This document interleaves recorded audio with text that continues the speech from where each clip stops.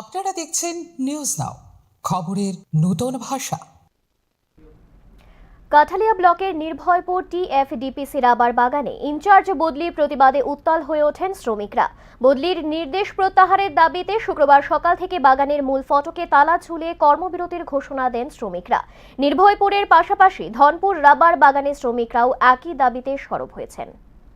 2017 সাল থেকে কাঠালিয়া নির্ভয়পুর রাবার বাগানের ইনচার্জের দায়িত্বে রয়েছেন দীপেন বণিক। দীর্ঘ 9 বছর বাদে সম্প্রতি তাকে অন্যত্র বদলি করা হয়েছে। এই বদলির খবর জানাজানি হতেই ক্ষোভে ফেটে পড়েছেন শ্রমিকদের একাংশ।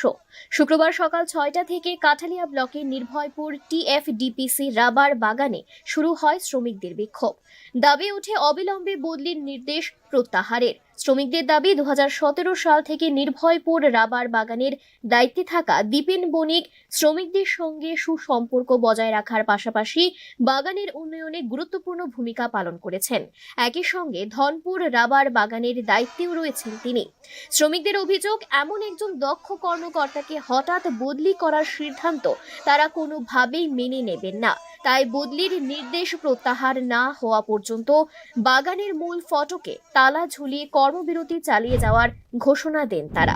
আমাদের নির্ভরপুর ইনচার্জ দীপেন বণিককে বদলি করা হয়েছে। কালকে আমরা খবর পাই, তাই নিয়ে উন্নয়নমূলক কাজ করছে। বাগানে অনেক শ্রমিকের আপদে বিপদে অনেক উপকার করছে। তাই নিয়ে কাজকর্ম দিয়া অনেক লোক অনেক উপকার পাইছে কাজকর্ম করিয়া। তাই নিয়ে বদলি করা দেওয়া হয়েছে।